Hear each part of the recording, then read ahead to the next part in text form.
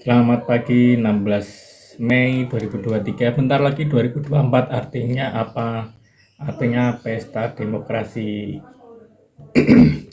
Masih agak batuk dikit. Pesta demokrasi berarti kita waktunya milih-milih capres. Capres yang udah masuk sudah ada Pak Anies yang diusung Nasdem, Pak Ganjar PDI, dan Pak Prabowo walaupun belum deklarasi kayaknya diusung Gerindra. Koalisinya belum ini fix karena biasanya menjelang akhir-akhir akan ada cair. Yuk kita tanya aja chat GPT tentang capres-capres kita. Kita sapa dulu. Selamat pagi.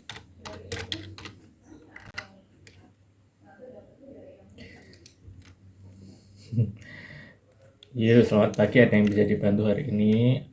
AI, aku mending pilih capres siapa ya? Nanti tanda tanya chat. Nah, sebagai AI saya tidak memiliki preferensi politik atau afiliasi politik tertentu dan tidak bisa memberikan dukungan pada kandidat tertentu.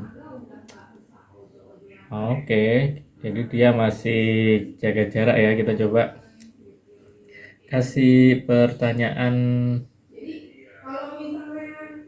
yang lebih general. Berapa tinggi masing-masing Pak Anies, Pak Ganjar, dan Pak Prabowo?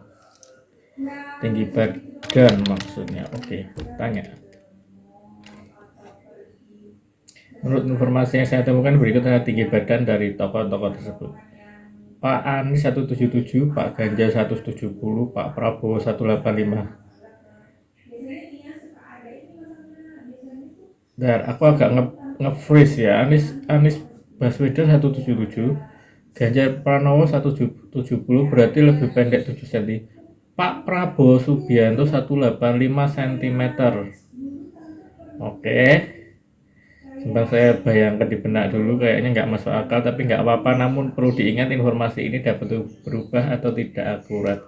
Jadi saya tidak menyarankan untuk melakukan pengecekan lanjut yang lebih terpercaya. Oke, kita lanjut tentang pendidikan ya. Bagaimana latar belakang pendidikan masing-masing capres di atas? Yuk. Anies Baswedan mendapatkan gelar sarjana teknik dari ITB, S2 di Universitas Maryland, US, dan doktor di Universitas Illinois bidang kebijakan pendidikan. Ganjar Pranowo S Fakultas Hukum Universitas Diponegoro, S2 di UGM, dan S2-nya di UGM. Prabowo S Sarjana Ekonomi Universitas Indonesia dan kemudian melanjutkan studi Sekolah Tinggi Manajemen Prasetya Mulia, program Executive Education di INSEAD Business School di Prancis. Yang pertama Pak Anies, berarti nggak ada latar belakang UGM ya. Setahu Pak Ganjar dulu menyebut Pak Anies itu pernah kuliah di UGM. Menurut AI nggak pernah ya. Pak Ganjar S1-nya bukan di UGM, S1-nya menurut sini di Undip, Universitas Diponegoro. Selain itu S2 di baru di UGM. Pak Prabowo Subianto ini kok nggak ada latar belakang pendidikan militer ya? Akmil apa ini nggak disebutin ya? Oke lah. Kita sekarang tanya latar belakang keluarga.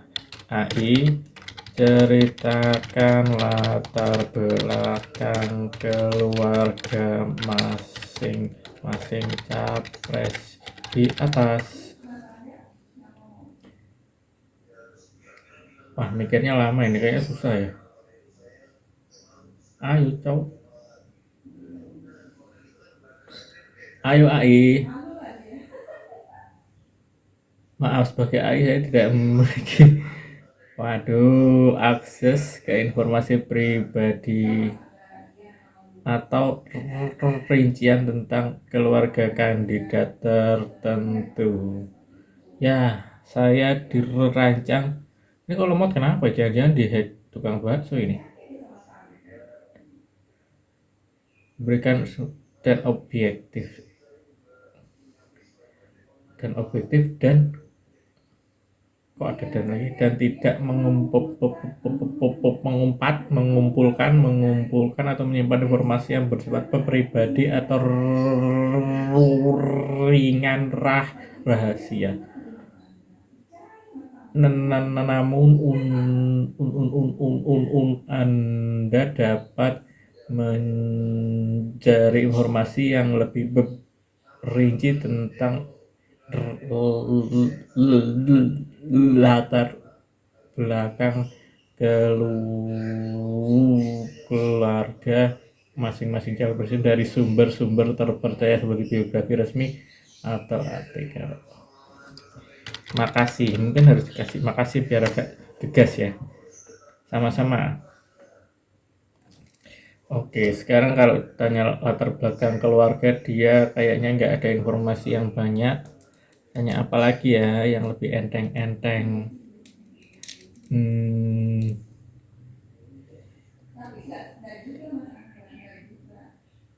Tentang politiknya Anies ini sebenarnya dia punya partai nggak ya?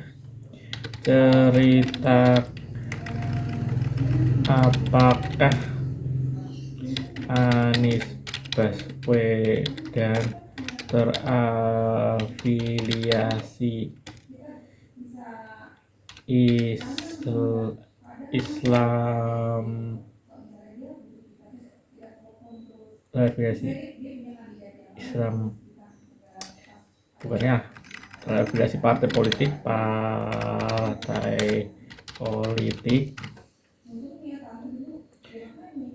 Anies Baswedan bergabung ya beberapa partai politik Indonesia, namun saat ini tidak terafiliasi dengan partai politik manapun. Ketika ia maju di 2017, ia maju dengan dukungan koalisi partai non parlemen yang terdiri dari Partai Gerakan. Berarti pada saat 2017 itu maju dengan partai yang non parlemen ya, Partai Gerakan Indonesia Raya Gerindra, Partai Keadilan Sejahtera PKS dan Partai Persatuan Pembangunan. Gerindra itu bukan non parlemen ya, harusnya sih kayaknya non parlemen. Apa yang dimaksud non parlemen ini? Non parlemen DPR di Jakarta ya.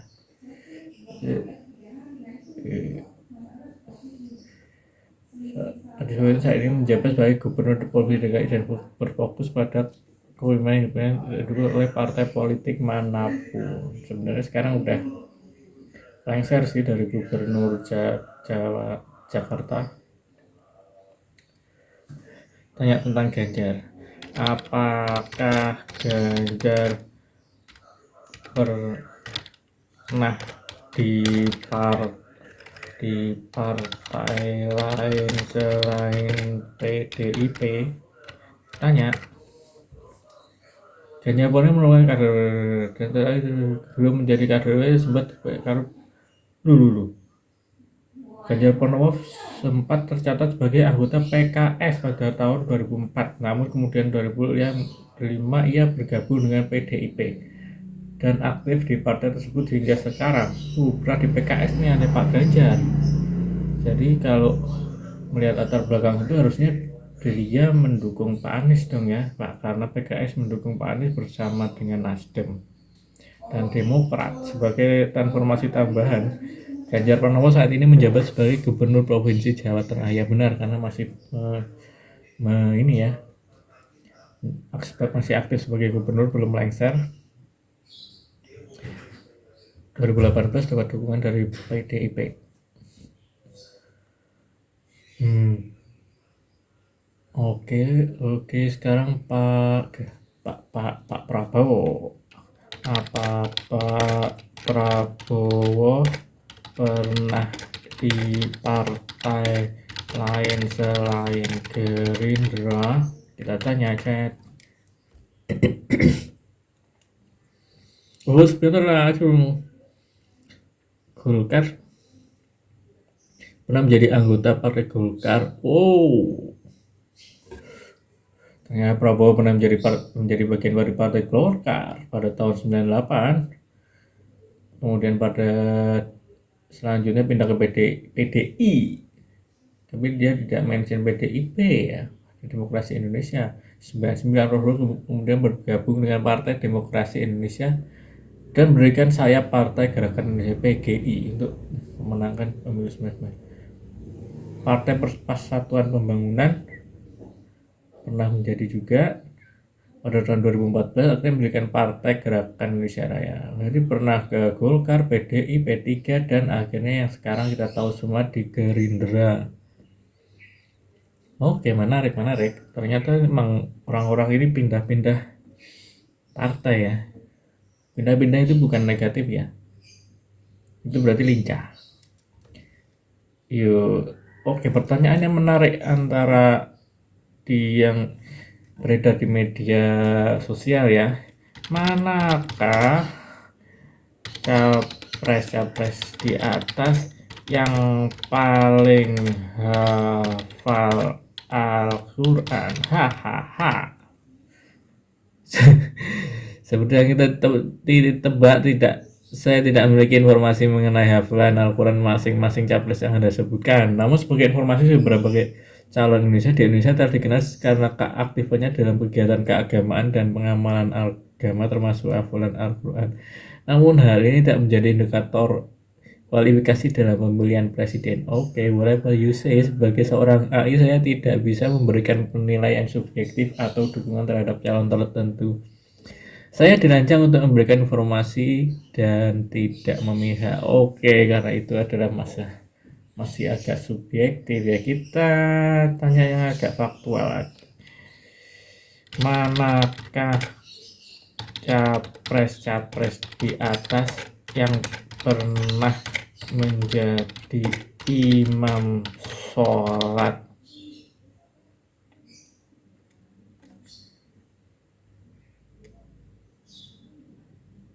Mungkin bisa. Coba kita ingin tahu jawabannya. Ayo kita jawab. Saya tidak memberikan ya Allah, kenapa dia tidak tahu. Namun sebagai informasi, telah dikenal karena nah ini jawabannya yang di atas dikopi lagi. Namun hal ini tidak juga selalu sebagai AI saya tidak memberikan penilaian subjektif atau dukungan terhadap calon tertentu. Oke, kita juga coba kasih pertanyaan yang agak umum ya, apa ya misalnya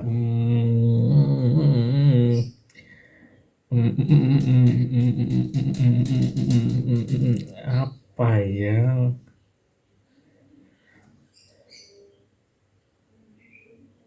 Bagaimana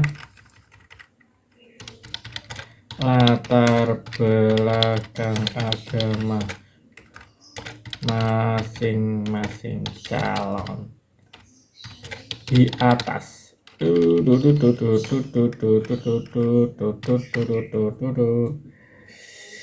adalah latar belakang agama masing-masing calon. Anies Baswedan dikenal sebagai seorang muslim, ia lahir dari keluarga muslim yang menjadi mantan Menteri Pendidikan dan Kebudayaan dalam pemerintahan Pak Jokowi. Anies juga aktif dalam kegiatan agama, pernah menjadi bicara dalam acara keagamaan.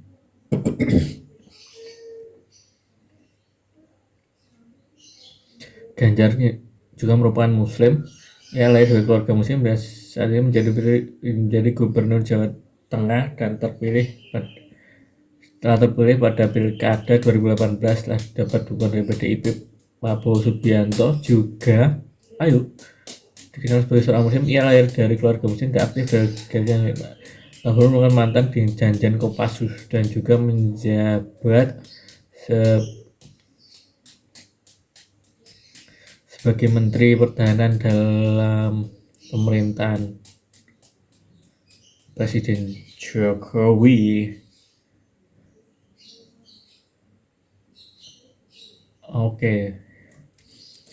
Oke, kita lihat, kita kasih pertanyaan tentang kontroversi. Carikan berita yang kontroversial, dari masing-masing calon di atas di masa lalu.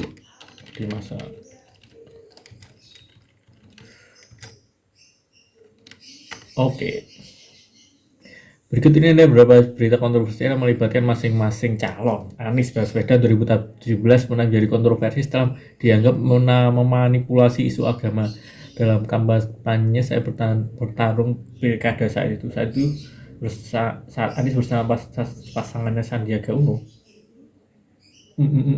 Saat itu Anies bersama pasangan Sandiaga Uno ya. Baru tahu aku.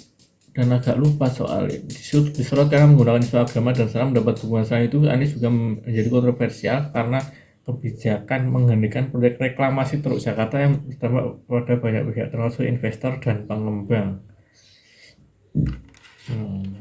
Mungkin ini yang ini Pak Jokowi agar dia nggak maju jadi presiden, takutnya IKN nanti tersendat ya. Karena di masa lalu dia pernah menghentikan proyek reklamasi yang di Teluk Jakarta. Oke, nomor 2 Pak Ganjar Pranowo.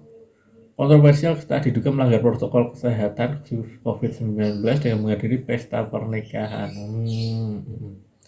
Ganjar dijatuhi sanksi administratif oleh Kementerian Dalam Negeri karena melanggar protokol kesehatan. Namun Ganjar juga menjadi kontroversial karena kebijakannya dikeluarkan sebagai Gubernur Jawa Tengah, termasuk pengadaan mobil dinas dengan harga yang terlalu mahal. Mobil dinas Jawa Tengah terlalu mahal ya pada masa Pak Ganjar. Prabowo Subianto pada 98 menjadi kontroversi setelah terlibat dalam kasus pelanggaran HAM saat menjadi komandan pasukan khusus di Timur. Prabowo kemudian diberhentikan dari jabatannya dan diusir dari militer oleh Presiden Habibie pada tahun yang sama. Selain itu, Prabowo menjadi kontroversial karena dituduh terlibat dalam upaya kudeta pada 98 yang menggulingkan Presiden Soeharto. Prabowo juga dikenal karena pandangan nasionalisnya yang keras dan seringkali menuai kontroversi dalam hubungan luar negeri Indonesia. Oke, yaitu dia 1, 2, 3 berita-berita kontroversial dari masing-masing capres. Semoga kita dapat pandangan awal ya tentang capres-capres kita yang akan maju tahun 2024. Selanjutnya kita masing-masing nanti bisa untuk memperdalam tentang pengetahuan kita pada capres-capres ini agar kita bisa memilih dengan yang sesuai dengan sebaik-baiknya. Oke, terima kasih. Selamat siang.